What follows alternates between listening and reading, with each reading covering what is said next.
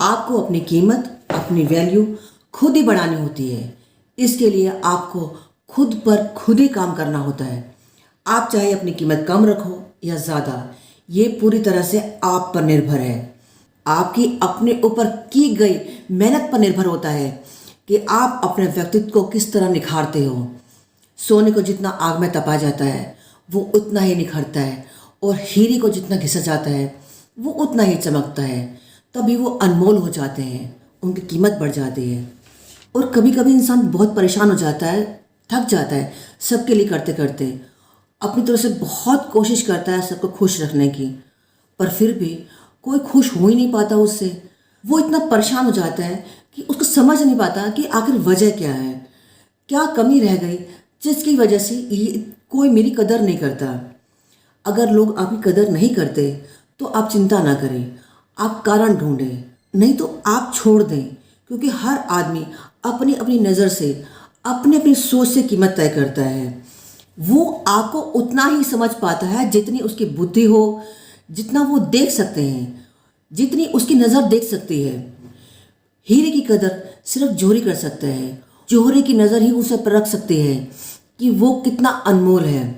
आपको अपनी लाइफ में किसी जोहरी की ज़रूरत है जो आपकी कीमत, आपकी वैल्यू समझ पाए। एक बार महाराज चंद्रगुप्त का दरबार लगा हुआ था। सभी अपनी अपनी जगह पर विराजमान थे। महामंत्री चाणक्य दरबार की कार्रवाई कर रहे थे। दरबारी ने कहा कि महाराज, एक सौदागर आया है, उसका दावा है कि उसके जैसे खिलौने आज तक आपने नहीं देखे होंगे। महाराज ने सौदागर को बुलाने की आज्ञा दी। सौदागर आया, प्रणाम किया, और उसने अपनी पिटारे में से जो उसका बॉक्स था उसमें से 3 पुतले निकाले और महाराज के सामने रख दिए और कहा कि ये तीनों पुतले अपने आप में बहुत स्पेशल हैं। देखने में तीनों एक जैसे लगते हैं, मगर इनकी कीमत बहुत अलग है। ये तीनों बहुत यूनिक हैं। जो पहला वाला पुतला है उसकी कीमत है 1,00,000 मोहरें, और दूसरे की 1,000 मोहरें, और तीसरे वाले पुतले की सिर्फ 1 मोहर। सम्राट ने तीनों पुतलों को बड़े ध्यान से देखा और देखने में कोई अंतर नहीं लग रहा था, तीनों एक जैसे थे। तो फिर उनकी कीमत में इतना अंतर क्यों? इस प्रश्न ने चंद्रगुप्त को परेशान कर दिया, और उन्होंने सभा में बैठे सभी लोगों से पूछा कि आप मुझे इन तीनों में क्या अंतर है ये बताएं। सभी ने देखा और पुतले में कोई अंतर नहीं था। जब कोई इस गुत्थी को सुलझा नहीं पाया, कोई उसका जवाब दे नहीं पाया, तो चंद्रगुप्त ने देखा कि सभी चुप हैं। उन्होंने यही प्रश्न महामंत्री चाणक्य से किया। चाणक्य ने तीनों पुतलों को बड़े ध्यान से देखा और दरबान को 3 तिनके लाने की आज्ञा दी। तिनके आने पर चाणक्य ने पहला तिनका पहले पुतले की कान में डाला और सबने देखा कि तिनका सीधा पेट में चला गया। थोड़ी देर बाद पुतले की होंठ हिले और फिर बंद हो गए। चाणक्य ने एक अगला तिनका दूसरे पुतले के कान में डाला, और फिर इस बार सबने देखा कि तिनका दूसरे कान से बाहर आ गया। पुतला जो का तो रहा। ये सब देखकर सभी की उत्सुकता बढ़ी कि आगे क्या होगा। चाणक्य ने तीसरा तिनका तीसरे पुतले के कान में डाला, और इस बार सभी ने देखा कि तिनका पुतले के मुंह से बाहर आ गया और पुतले का मुंह एकदम खुल गया। पुतला बार बार हिलता रहा जैसे वो कुछ कहना चाह रहा हो।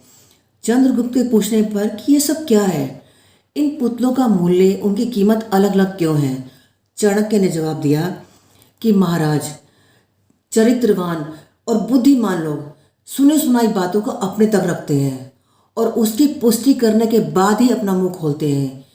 यही उनकी महानता है। पहले पुतले से हमें यही शिक्षा मिलती है, और यही कारण है कि पहले पुतले का मूल्य 1,00,000 मोहरें हैं। और कुछ लोग हमेशा अपने आप में मस्त रहते हैं, हर बात को अनसुना कर देते हैं। उनको अपनी वाहवाही की कोई इच्छा नहीं होती, और ऐसे लोग किसी को कोई हानि नहीं पहुंचाते। दूसरे पुतले से हमें यही शिक्षा मिलती है, और यही वजह है कि इस पुतले का मूल्य 1,000 मोहरें हैं। और कुछ लोग कान के बड़े कच्चे और पेट के बड़े हल्के होते हैं।